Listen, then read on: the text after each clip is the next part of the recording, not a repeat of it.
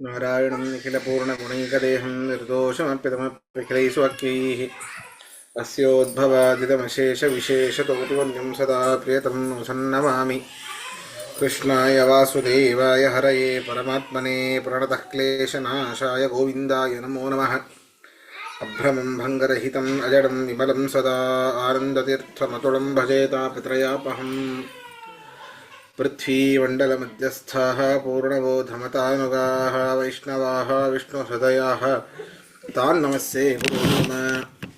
ತಪಸ್ವಾಧ್ಯಾಯ ಶುಶ್ರೂಷಾ ಕೃಷ್ಣಪೂಜಾರತಂ ಮುನಿಂ ವಿಶ್ವೇಶಂ ಇಷ್ಟಂ ವಂದೇ ಪರಿವ್ರಾಟ್ ಚಕ್ರವರ್ತಿನಂ. ಶ್ರೀ ಗುರುಭ್ಯೋ ನಮಃ. ಹರಿ ಓಂ. 18ನೇ ಅಧ್ಯಾಯ.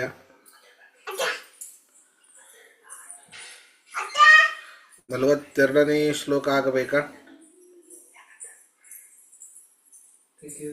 ಆಗಿತ್ತು ಆಚಾರ್ಯ. ಸರಿ ಸರಿ, 43 ಆಗಬೇಕು. 43.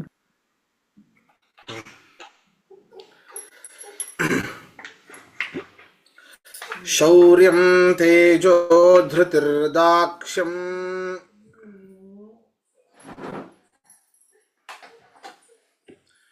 ಯುದ್ಧೇ ಚಾಪ್ಯಪಲಾಯನಂ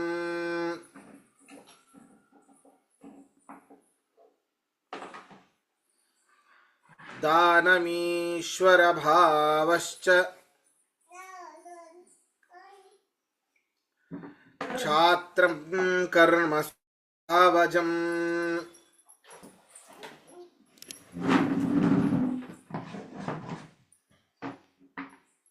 ಈ ವರ್ಣ ಧರ್ಮಗಳ ನಿರೂಪಣೆಯನ್ನ ಮಾಡ್ತಾ ಬಂದ ಕೃಷ್ಣ.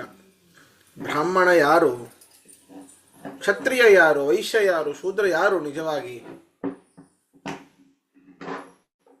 ಜನಿವಾರ ಹಾಕೊಂಡ ತಕ್ಷಣ ಅವನು ಬ್ರಾಹ್ಮಣ, ಕ್ಷತ್ರಿಯ, ವೈಶ್ಯರಾಗೋದಿಲ್ಲ.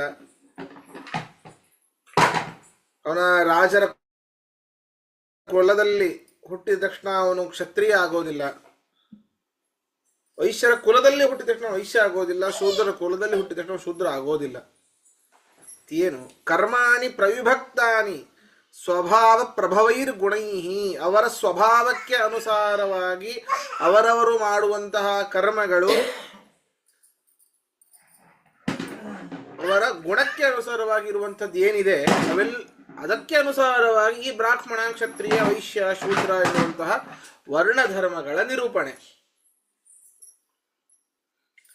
ಮೊದಲಿಗೆ ಕೃಷ್ಣ ಹೇಳ್ದ, ಯಾರು ಬ್ರಾಹ್ಮಣ ಅಂತ ಹೇಳ್ತೀವಿ, ಹೌದು, ಅವನಲ್ಲಿ ಯಾವ ಯಾವ ಕರ್ಮಗಳಿರಬೇಕು, ನಿಜವಾದ ಅವನ ಸ್ವಭಾವ ಯಾವುದು?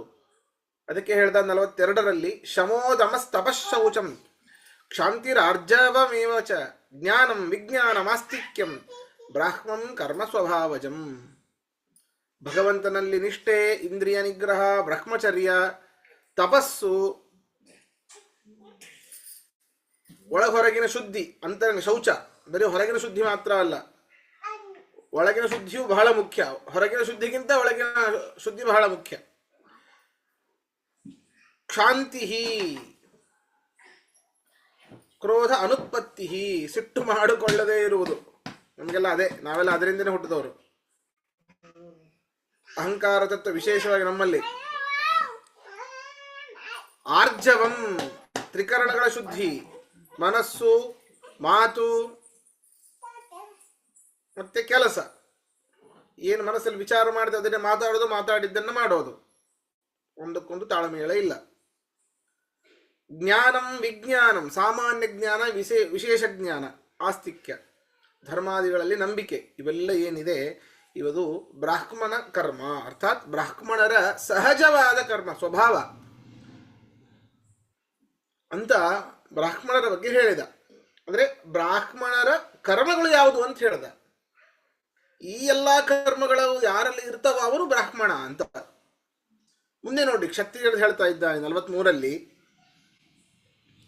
ಶೌರ್ಯಂ ತೇಜೋ ಧೃತಿರ್ದಾಕ್ಷ್ಯಂ. ಶೌರ್ಯಂ, ಹೆದರದಿರುವುದು,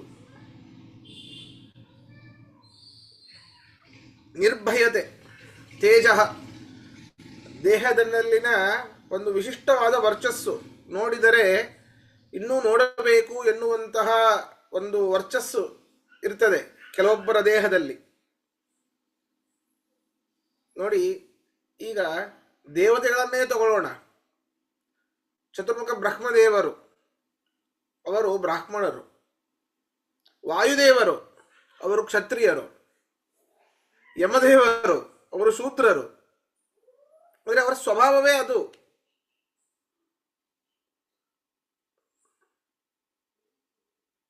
ಕುಬೇರ ವೈಶ್ಯ, ಬರೀ ವ್ಯಾಪಾರ ವಹಿವಾಟು ಅದರಲ್ಲೇ ಇರ್ತಾನೆ. ಇವನು ವೈಶ್ಯನೇ, ಯಾರು ವಿಶ್ವಕರ್ಮ. ಹೀಗೆ ದೇವತೆಗಳಲ್ಲಿ ಏನೇ ಬ್ರಾಹ್ಮಣ ಕ್ಷತ್ರಿಯ ವೈಶ್ಯ ಶೂದ್ರತ್ವ ಅನ್ನೋದಂತೂ ಇದೆ. ಶೂದ್ರರು ನೀಚರು ಅಂತ ಅರ್ಥ ಅಲ್ಲ. ಅವರವರ ಕರ್ಮಗಳಿಗೆ ಅನುಸಾರವಾಗಿ ಅವರವರು ಆಯಾಯ ವರ್ಣಗಳಿಗೆ ಸೇರಿದವರು ಅಂತ. ಇಲ್ಲಿ ಕ್ಷತ್ರಿಯರದ್ದು ಏನೇನು? ಶೌರ್ಯ, ಹೆದರದೇ ಇರುವಂಥದ್ದು, ದೇಹದಲ್ಲಿನ ಅದ್ಭುತವಾದ ವರ್ಚಸ್ಸು, ದಾಕ್ಷ್ಯಂ ಅಂದ್ರೆ ತಾನು ಹೇಳಿದ ಮಾತುಗಳನ್ನು ಇನ್ನೊಬ್ಬರ ಹತ್ರ ಮಾಡಿಸೋದು, ತಮ್ಮ ಸೇವಕರ ಹತ್ರ ಮಾಡಿಸೋದು, ಆ ಒಂದು ದಕ್ಷತೆ. ಯುದ್ಧೇ ಚಾಪಿ ಅಪಲಾಯನಂ, ಭಯದಿಂದ ಯುದ್ಧವನ್ನ ಹಿಂದೆ ಹಾಕೋದು, ಬೇಡ ಅಂತ ಹಿಂದೆ ಹಾಕದೇ ಇರೋದು. ಎಂಥದ್ದೇ ಬರಲಿ ನಾ ಸಿದ್ಧ ಅಂತ ಹೇಳಿ ಖಡ್ಗವನ್ನ ಎತ್ತಿ ಮುಂದಕ್ಕೆ ಯುದ್ಧವನ್ನು ಮಾಡ್ತಾನೋ ಭಯರಹಿತನಾಗಿ, ಆ ಒಂದು ಸ್ವಭಾವ ಕ್ಷತ್ರಿಯನ ಸ್ವಭಾವ. ದಾನ ಅಲ್ಲ, ಇದೇನ್ರಿ ಇದು?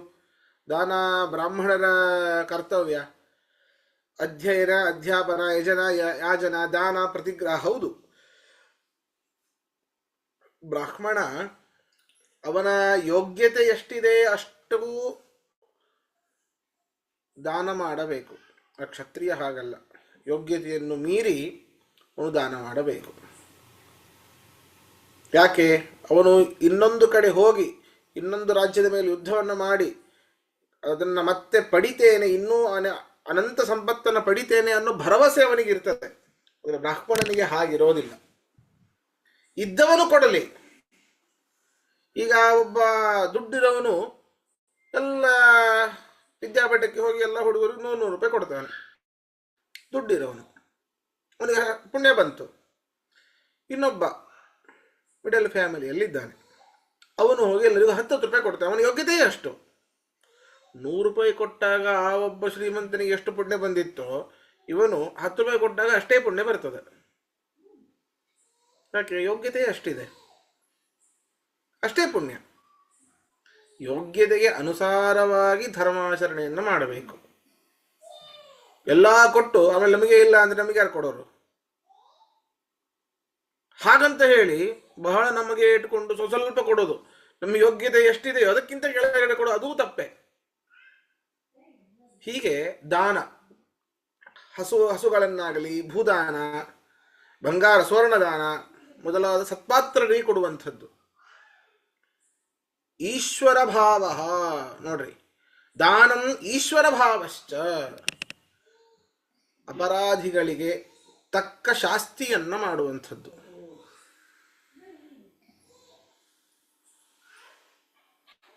ಅಪರಾಧಿಗಳಿಗೆ ತಕ್ಕ ಶಾಸ್ತಿ ಆಗಲೇಬೇಕು ಅವರಿಗೆ. ಇದು ಕ್ಷತ್ರಿಯರ ಸ್ವಭಾವ.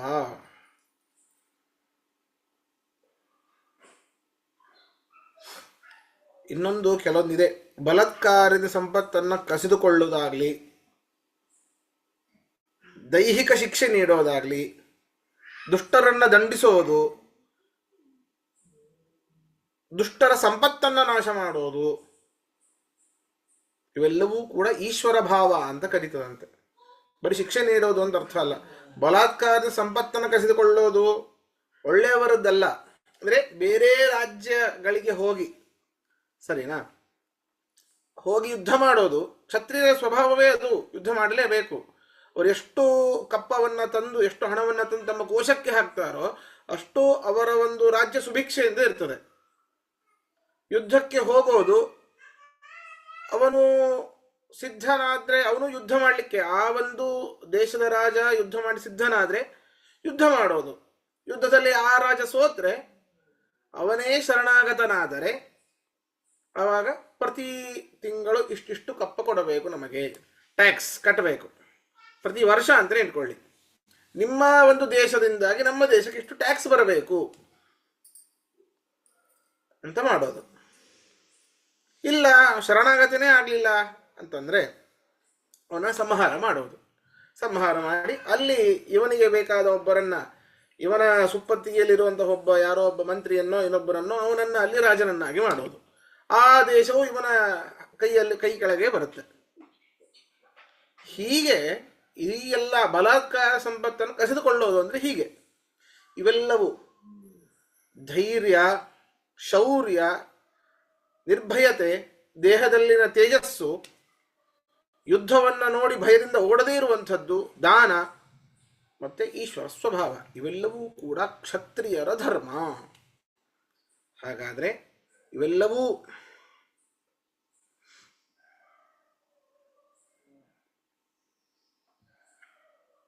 ಬ್ರಾಹ್ಮಣನಲ್ಲಿ ಈ ಕೆಲವೊಂದು ಗುಣಗಳು ಇತ್ತು ಅಂತ ಆದರೆ ಆವಾಗ ಅವನು ಕ್ಷತ್ರಿಯನಾಗ್ತಾನೆ ಸ್ವಾಭಾವಿಕವಾಗಿ. ಇದೆಲ್ಲ ನಾವೆಲ್ಲ ಹೇಳ್ತಿರೋದು ದೈಹಿಕವಾದ ವರ್ಣಗಳು. ಇವರು ಬ್ರಾಹ್ಮಣರು, ಇವರು ಕ್ಷತ್ರಿಯರು ಅಂತ. ದೇಹದಿಂದ ಪರಮಾತ್ಮ ಹೇಳ್ತಿರೋದು ಇಲ್ಲಿ ಜೀವನಿಗೆ, ಆತ್ಮನಿಗೆ ಮೂಲಕವಾಗಿ ಈ ವರ್ಣಗಳ ಸ್ವರೂಪತಃ ಆತ್ಮನಿಗೇನೆ ಎಲ್ಲ ವರ್ಣಗಳು ಸಂಬಂಧಪಟ್ಟಿದ್ದು. ಈಗ ಇತರೆ ಅಂದರೆ ಇಸ್ಲಾಂ ಧರ್ಮದಲ್ಲಿ ಹುಟ್ಟಿದವನು ಯಾವುದೋ ಒಂದು ಕಾಲೇಜಲ್ಲೋ ಏನೋ ಒಂದು ಲೆಕ್ಚರ್ ಆಗಿದ್ದರೆ ಅದು ಅಧ್ಯಾಪನ ವೃತ್ತಿ. ಅವನಿಗೇನೋ ಅದನ್ನೇ ಮಾಡೋದೇ ಮನಸ್ಸು ಅವನಿಗೆ. ಹಾಗಾದರೆ ಅವನು ಬ್ರಾಹ್ಮಣ. ಅವನು ಅದರಿಂದ ಹೀಗೆ ಬ್ರಾಹ್ಮಣದ ಕರ್ಮಗಳು, ಕ್ಷತ್ರಿಯರ ಕರ್ಮಗಳು ಅಂತ ಕೃಷ್ಣ ಈಗ ಬಿಡಿಸಿ ಬಿಡಿಸಿ ಹೇಳ್ತಾ ಇದ್ದಾನೆ. ಅರ್ಥ ಬರ್ಕೊಳ್ಳಿ. ಶೌರ್ಯಂ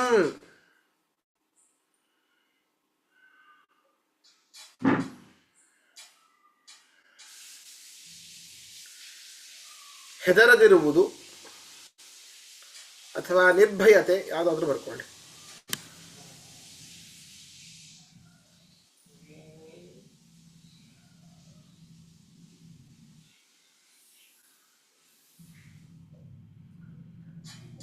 ತೇಜ ದೈಹಿಕ ವರ್ಚಸ್ಸು,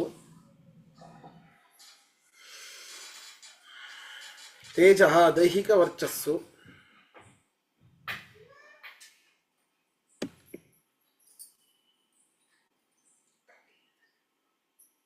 ಧೃತಿ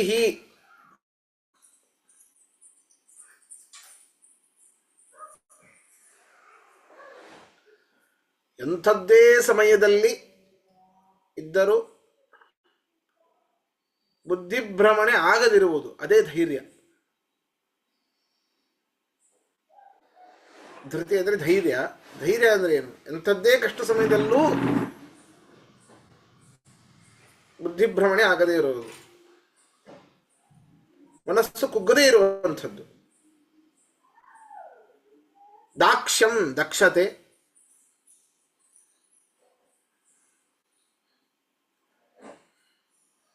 ಯುದ್ಧೇ ಚಾಪಿ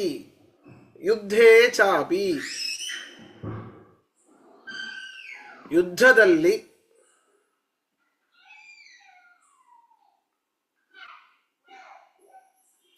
ಅಪಲಾಯನಂ ಭಯದಿಂದ ಓಡಿ ಹೋಗದಿರುವುದು,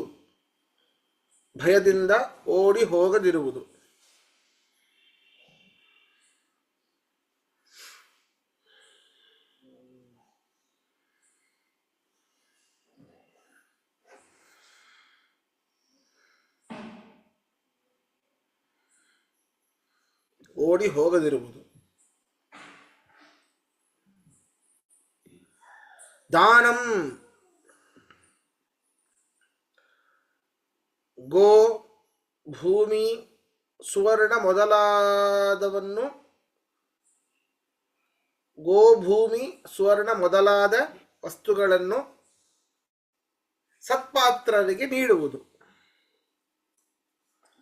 ಸತ್ಪಾತ್ರರಿಗೆ ನೀಡುವುದು ದಾನ.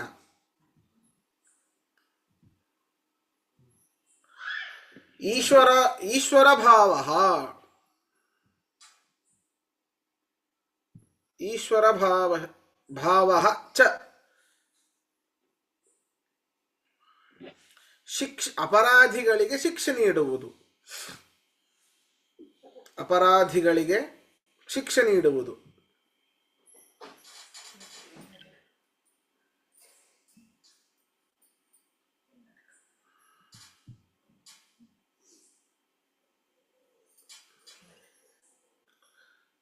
ಕ್ಷಾತ್ರಂ ಇವೆಲ್ಲವೂ ಏತೆ ಇವೆಲ್ಲವೂ ಏತೆ ಅಂತಿಲ್ಲ, ಏತೆ ಅನ್ನೋ ಬ್ರಾಕೆಟ್ ಅಲ್ಲಿ ಬರ್ಕೊಳ್ಳಿ. ಏತೆ ಇವೆಲ್ಲವೂ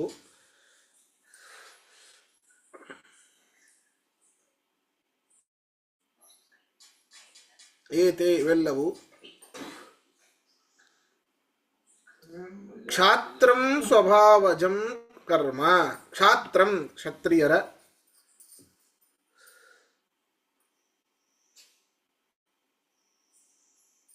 ಕ್ಷಾತ್ರಂ ಕ್ಷತ್ರಿಯರ ಸ್ವಭಾವಜಂ ಕರ್ಮ ಸ್ವಾಭಾವಿಕವಾದ ಕರ್ಮಗಳು.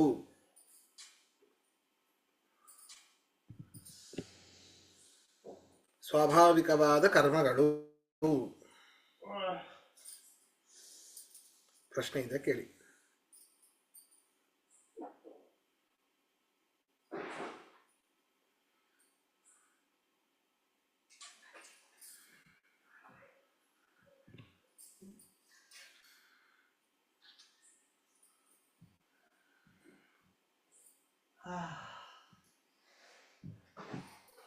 ಕೇಳಿಸ್ತಾ ಇದೆಯಲ್ಲ? ಮುಂದೆ ಹೋಗೋಣ.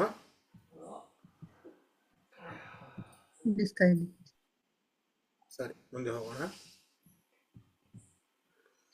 ಕೃಷಿಗೋ ರಕ್ಷ ವಾಣಿಜ್ಯಂ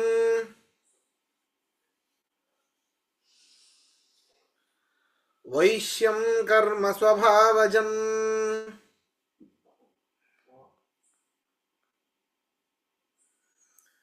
ಪರಿಚರ್ಯಾತ್ಮಕಂ ಕರ್ಮ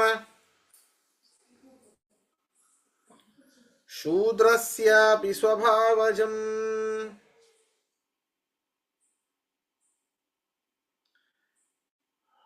ಈಗ ಒಬ್ಬ ಬ್ರಾಹ್ಮಣ ರೈತನಾಗಿರ್ತಾನೆ ಅಂತ ತಿಳ್ಕೊಳ್ಳಿ. ದೈಹಿಕ ಬ್ರಾಹ್ಮಣ ಒಬ್ಬ ರೈತನಾಗಿರ್ತಾನೆ, ಅದರಲ್ಲೇ ಅವನಿಗೆ ಬಹಳ ಮನಸ್ಸು ಅಂತಂದ್ರೆ ಅವನು ವೈಶ್ಯ. ಕೃಷಿ ಗೋರಕ್ಷ, ಬೇಕಾದಷ್ಟು ಗೋಶಾಲೆಗಳಿವೆ, ಅದರಿಂದ ಬೇಕಾದಷ್ಟು ಹಾಲು ಬರುತ್ತೆ, ಅದನ್ನು ಮಾರಿ ಅದನ್ನು ಜೀವನ ಮಾಡ್ತಾನೆ, ವೈಶ್ಯ ಅವನು. ಗೋರಕ್ಷ ವಾಣಿಜ್ಯಂ, ಒಳ್ಳೆ ಬಿಸ್ನೆಸ್ ಮ್ಯಾನ್ ಆಗಿದ್ದಾನಪ್ಪ ಒಬ್ನು, ವ್ಯಾಪಾರದಲ್ಲಿ ಬಹಳ ಮನಸ್ಸು. ಈ ಎಲ್ಲ ಬೇಸಾಯ ಮಾಡೋದು, ಗೋವುಗಳ ಪಾಲನೆ, ವ್ಯಾಪಾರ ಮಾಡೋದು ಎಲ್ಲವೂ ಕೂಡ ವೈಶ್ಯರ ಸ್ವಾಭಾವಿಕವಾದ ಕರ್ಮ. ಹಾಗಾದ್ರೆ ಶೂದ್ರದ್ದೇನು?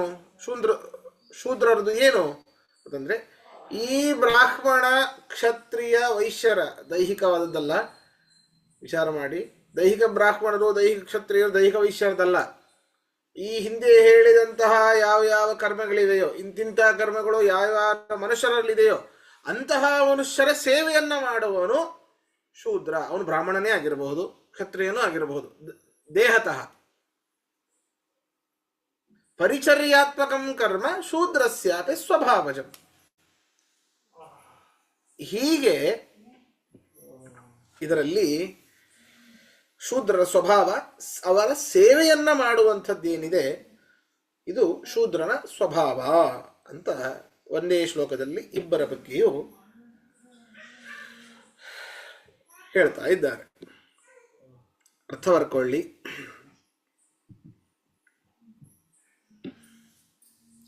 ಕೃಷಿ ಬೇಸಾಯ,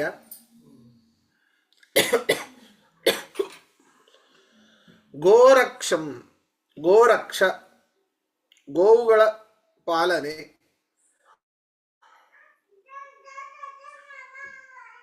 ವಾಣಿಜ್ಯಂ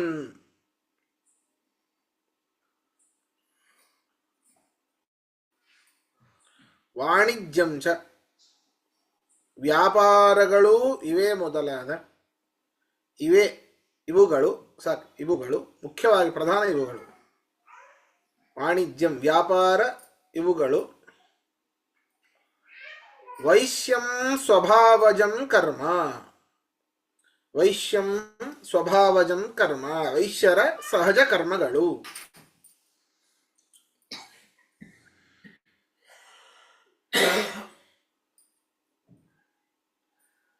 ಪರಿಚರ್ಯಾತ್ಮಕಂ ಕರ್ಮ ಬೇಡ, ಪರಿಚರ್ಯಾತ್ಮಕಂ ಬ್ರಾಹ್ಮಣ ಕ್ಷತ್ರಿಯ ವೈಶ್ಯರ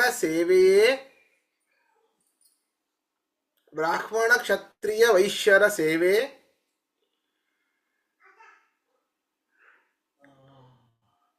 ಶೂದ್ರಸ್ಯಾಪಿ ಸ್ವಭಾವಜಂ ಕರ್ಮ,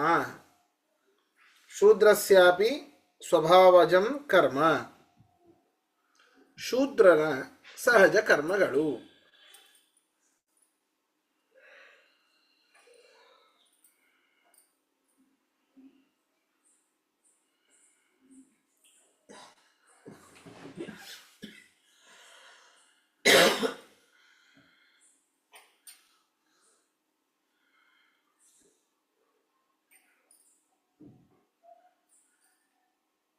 ಪ್ರಶ್ನೆ ಇದ್ರೆ ಕೇಳಿ. ಆಚಾರ್ಯರೇ, 2 ಶ್ಲೋಕದ ಪ್ರಕಾರ ಇವಾಗ ದೈಹಿಕವಾಗಿ ಹುಟ್ಟಿದ್ದು ಜಾತಿ ಅಂತ ನಾವು ಹೇಳ್ತೀವಿ. ಅದು ದೇಹಕ್ಕೆ ಸಂಬಂಧಪಟ್ಟಿದ್ದು. ಅದಲ್ಲದೆ ಜೀವಕ್ಕೆ ಅದರದೇ ಆದ ಜಾತಿ ಇದೆ, ಅದಕ್ಕೆ ತಕ್ಕಾಗಿ ಅದು ಕರ್ಮಗಳನ್ನ ಮಾಡತ್ತೆ. ಹೌದು. ಈಗ ನಮ್ಮ ರೂಪ, ಒಳಗಡೆ ಇರುವಂತಹ ಒಂದು ಜೀವದ ರೂಪ, ಅದು ಎಲ್ಲ ಜೀವಿಗಳಿಗೂ ಒಂದೊಂದು ರೂಪ ಅಂತ ನಿಯತವಾಗಿ ಇರ್ತದೆ. ಅದು ಹೀಗೆ ಇರಬೇಕು ಅಂತೇನಿಲ್ಲ. ಅಂದ್ರೆ ಆತ್ಮಕ್ಕೂ ಒಂದು ಇದಿರುತ್ತಾ, ರೂಪ ಇರುತ್ತಾ? ಅದು ಜ್ಯೋತಿ ತರ ಇರುತ್ತೆ ಅಂತಾರಲ್ಲ, ಅದು ಜ್ಯೋತಿ ತರಾನೇ ಹೌದು, ಇಲ್ಲ ಅಂತ ಹೇಳ್ತಿಲ್ಲ. ಆದ್ರೂ ಒಂದು ರೂಪ ಅಂತ ಇರ್ತದೆ. ಕೆಲವೊಬ್ಬರಿಗೆ ರೂಪ ಅಂತನೂ ಇರ್ತದೆ ಆತ್ಮಕ್ಕೆ. ಅದೇ ಹೌದಾ? ಆಯಾಯ ಕೆಲವು ಪ್ರಾಣಿಗಳ ರೂಪ ಅಂತನೂ ಇರ್ತದೆ.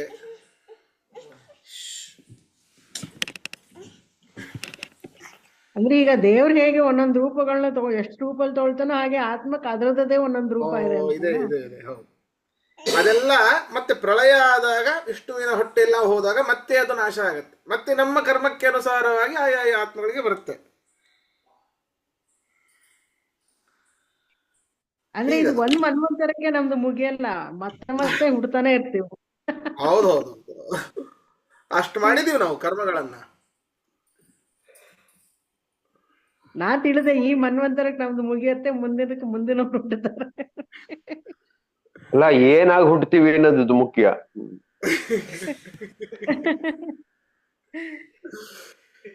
ಇನ್ನೊಮ್ಮೆ ಇದೇ ಪಾಠಕ್ಕೆ ಬರೋ ತರ ಹುಟ್ಟಿದ್ರಾಯ್ತು. ನಿಮ್ ಪಾಠ ಏನಾರ ಕೇಳ ಅಷ್ಟಾಗಿದ್ರೆ ಆಚಾರ್ಯ, ಇನ್ನೊಂದ್ಸತಿ ಇದಕ್ಕೆ ಹುಟ್ಟುತ್ತೀವಿ. ಆದ್ರೆ ಒಳ್ಳೇದು. ಹಾಗಾದ್ರೆ ಮುಂದೆ ನೋಡ್ರಿ, ಕೃಷ್ಣ ಎಷ್ಟು ಅದ್ಭುತ ಹೇಳ್ತಾನೆ. ನಮಗೆ ಸಿಗುವಂಥದ್ದು ಹೇಗೆ? ಏನು? ಮೋಕ್ಷ ಸಿಗುವಂಥದ್ದು ಹೇಗೆ ಅಂತಂದ್ರೆ, ಅದು ಕೃಷ್ಣ ಹೇಳೋದು,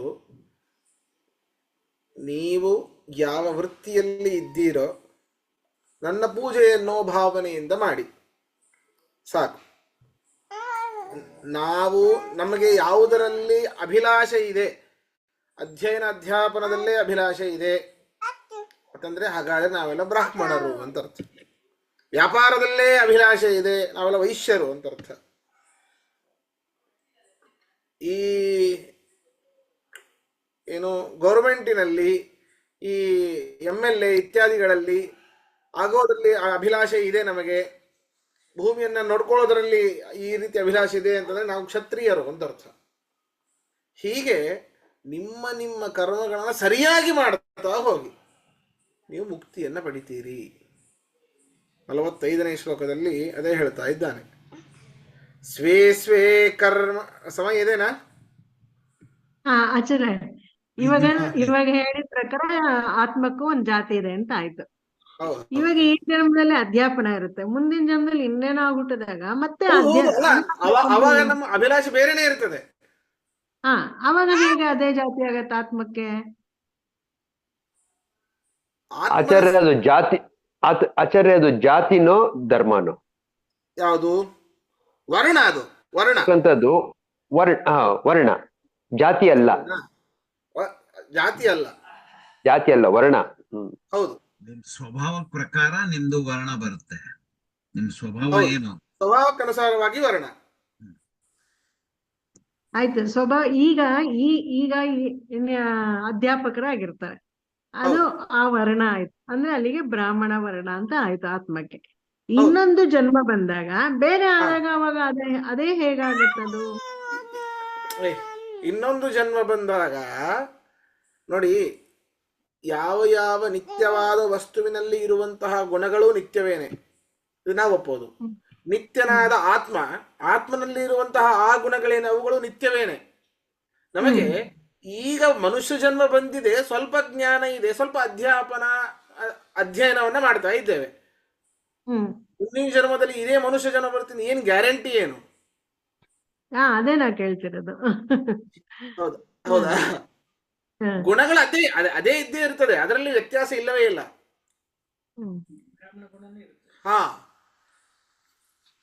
ನಮಗೆ ಈಗಿನ ಅಂದ್ರೆ ಈಗ ಅಕಸ್ಮಾತ್ ಆಗಿ ನಾವು ಬೇರೆ ಏನೋ ಒಂದು ಕೆಲಸ ಮಾಡ್ತಾ ಇರ್ತೇವೆ, ಆದ್ರೆ ಅದರಲ್ಲಿ ಯಾವಾಗಲೂ ಮನಸ್ಸು ಆಗ್ತಾನೆ ಇರೋಲ್ಲ. ಬೇರೆ ಕಡೆ ಸ್ವಲ್ಪ ಸೆಳೆತ ಜಾಸ್ತಿ. ಏನೋ ಅಧ್ಯಾಪನ, ಈಗ ಒಂದು ಲೆಕ್ಚರ್ ವೃತ್ತಿಯಲ್ಲಿ ಇರ್ತೇವೆ ಅಂತ ತಿಳ್ಕೊಳ್ಳಿ, ಆದ್ರೆ ಅಯ್ಯೋ ನಾನು ಹೀಗಾಗ್ಬೇಕಿತ್ತು, ಇದಾಗಬೇಕಿತ್ತು, ಬೇರೆ ಎಲ್ಲೂ ಮಾಡಬೇಕಿತ್ತು, ನಾನು ಬಿಸ್ನೆಸ್ ಮಾಡಬೇಕಿತ್ತು ಅಂತಂದ್ರೆ ಅವನು ವೈಶ್ಯ.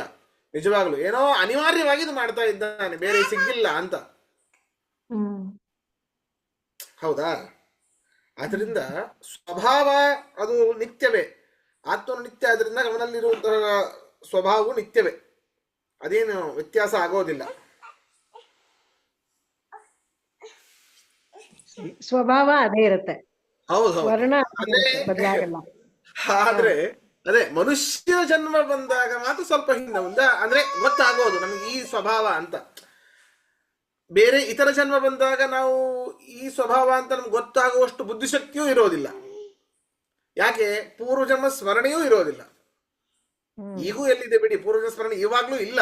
ಆದರೆ ನಮ್ದು ಇಂತಹ ಸ್ವಭಾವ ಅನ್ನೋದು ಒಂದು ಐಡೆಂಟಿಫೈ ಮಾಡ್ಲಿಕ್ಕಾದ್ರೂ ಬರುತ್ತೆ ಸರಿಯಾಗಿ ಈಗೆಲ್ಲ ಗ್ರಂಥಗಳನ್ನ ಓದಿದಾಗ. ಆದ್ರೆ ಇವಾಗ ಎಷ್ಟೋ ಯೋನಿಗಳು ದಾಟಿ ಆದ್ಮೇಲೆ ಮನುಷ್ಯ ಜನ್ಮ ಬರೋದು, ಅದಕ್ಕೆ ಮತ್ತೆ ಬೇರೆ ಜನ್ಮಕ್ಕೆ ಹೋಗೋದಿಲ್ಲ ಅಂತ. ಇಲ್ಲ, ಅದು ಅಲ್ಲದು ರೊಟೀನ್ ಆಗ್ತಾನೆ ಇರ್ತದೆ, ರೀಸೈಕ್ಲಿಂಗ್ ಅದು. ಸರಿ, ಏನ್ ಮಾಡಿದ್ರು ಮನುಷ್ಯ ಜನ್ಮ ಆಗಿದ್ದೀವಿ ಅಂತಂದ್ರೆ ನೆಕ್ಸ್ಟ್ ಪಶು ಜನ್ಮ ಬರ್ಲೇಬೇಕು ಅಂತ ರೂಲ್ಸ್ ಇಲ್ಲ, ಬರಬಾರ್ದು ಅಂತಾನು ರೂಲ್ಸ್ ಇಲ್ಲ. ನಾವು ಮಾಡಿದ ಪುಣ್ಯ ಕರ್ಮಗಳಿಂದ ಇನ್ನೊಮ್ಮೆ ಮನುಷ್ಯ ಜನ್ಮವೇ ಬರಬಹುದು, ಬ್ರಾಹ್ಮಣ ಜನ್ಮವೇ ಬರಬಹುದು, ಅಥವಾ ಮನುಷ್ಯ ಜನ್ಮ ಬಂದು ವೈಶ್ಯ ಅಂದ್ರೆ ನಾವು ಮಾಡಿಕೊಂಡಿರುವಂತಹ ಇತರ ಯೋನಿಗಳಲ್ಲಿ, ಇತರ ಜಾತಿಗಳ ಯೋನಿಗಳಲ್ಲೂ ಹುಟ್ಟಬಹುದು ನಾವು. ಅವಾಗ ಹಾಗಿದ್ರೆ ಸಾಧನೆ ಮಾಡಕ್ಕೆ ಹೇಗಾಗತ್ತೆ? ಒಂದು ಜನ್ಮದ ಸಾಧನೆ ಮುಂದಿನ ಜನ್ಮಕ್ಕೂ ಅದು ಕಂಟಿನ್ಯೂ ಆಗತ್ತೆ ಅಂತ ಹೇಳ್ತೀರಾ? ಹೌದು, ಅಲ್ಲ, ಈಗ ಹುಟ್ಟಿನಿಂದ ಬ್ರಾಹ್ಮಣ ಆಗಿರ್ತಾನ ಅವನು, ಒಂದ್ ಸ್ವಲ್ಪ ಅಧ್ಯಾಪನದ ಕಡೆ ಗಮನ ಇರುತ್ತೆ.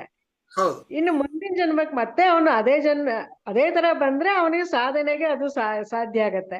ಬೇರೆ ತರನೇ ಹುಟ್ಟುಬಿಟ್ರೆ ಇವಾಗ ಅವಾಗ ಅಲ್ಲಿ ಸಾಧನೆ ಕಟ್ಟಾಗತ್ತ. ನಾವು ಮಾಡಿದ ಕರ್ಮಗಳು ನಮಗೆ, ನಾವು ಅರ್ಧ ಸಾಧನೆ ಆಗಿದೆ ಅಂತಂದ್ರೆ ಆವಾಗ ಅದನ್ನ ಸಂಪೂರ್ಣ ಮಾಡ್ಲಿಕ್ಕೆ ಪರಮಾತ್ಮನೇ ಏನೋ ಒಂದು ರೀತಿ ಅನುಗ್ರಹ ಮಾಡ್ತಾನೆ. ಒಮ್ಮೆ ಬನಂಜೆ ಗೋವಿಂದಾಚಾರ್ಯರು ಒಂದು ಪ್ರವಚನದಲ್ಲಿ ಹೇಳಿದ್ರು, ಅವರ ಹತ್ರ ಯಾರೋ ವಿದೇಶದ ಒಬ್ಬ ಜ್ಞಾನಿ ಬಂದು ಕುಳಿತಂತೆ. ಆಚಾರ್ಯರ ಗ್ರಂಥಗಳನ್ನ ತೆಗೆದು ಓದೋದು, ಅವ್ರಿಗೆ ಪಾಠ ಮಾಡಿಲ್ಲ ಅವನಿಗೆ. ಹೌದು, ದಿನ ಒಂದೇ ನಿಮಿಷ ಇದೆ, ಪಾಠ ಮಾಡಿಲ್ಲ, ಆದ್ರೆ ಅದ್ಭುತವಾಗಿ ಅದಕ್ಕೆ ಅರ್ಥಗಳನ್ನೆಲ್ಲ ಹೇಳ್ತಾ ಇದ್ದಾನೆ. ಹೋಗಿ ಜ್ಯೋತಿಷ್ಯರ ಹತ್ರ ಕೇಳಿದ್ರೆ ಅವನು ಯಾವುದೋ ಅಷ್ಟಮಠಗಳಲ್ಲಿ ಒಬ್ಬ ಸನ್ಯಾಸಿಯಾಗಿದ್ದ ಅಂತ ಹೋದ ಜನ್ಮದಲ್ಲಿ. ಕೇಳಿದೀನಿ ನಾನು. ಹಾಗಾದ್ರೆ ಏನರ್ಥ? ಹಿಂದಿನ ಅಲ್ಲ, ಈಗ್ಲೂ ಸ್ಮರಣೆ ಈಗ ಅವನಿಗಿದೆ, ಆದ್ರಿಂದ ಆಚಾರ್ಯರ ವಾಕ್ಯಗಳಲ್ಲಿ ಪಂಕ್ತಿಶಃ ಅರ್ಥ ಹೇಳ್ತಾ ಇದ್ದಾನೆ. ಅಲ್ಲ, ಈಗ ಕೂಡ ಆಚಾರ್ಯ ಜಾತಿ ಬೇರೆ ಇರುತ್ತೆ, ಒಳ್ಳೆ ಪ್ರೊಫೆಸರ್ಗಳಾಗಿರ್ತಾರಲ್ವಾ, ಅವ್ರಿಗೆ ಅಧ್ಯಯನದಿರುತ್ತಲ್ವಾ, ಮಾತುಗಾರಿಕೆ ಇರ್ತದೆ. ಹೌದು, ಹಾ, ಮತ್ತೆ ಹೌದು ಹೌದು ಹೌದು ಹೌದು. ಅವ್ರ ಚೇತನ ಅಲ್ಲಿಗೆ ಬ್ರಾಹ್ಮಣದ್ದಾಗಿರುತ್ತೆ. ಸರಿ, ಸಿಗೋಣ, ಸಮಯ ಇಲ್ಲ. ಕೃಷ್ಣಾರ್ಪಣಮಸ್ತು, ಮಧ್ವೇಶಾರ್ಪಣಮಸ್ತು. ಮುಂದಿನ ದಿನ ನಾಳೆ ಮಾತಾಡೋಣ.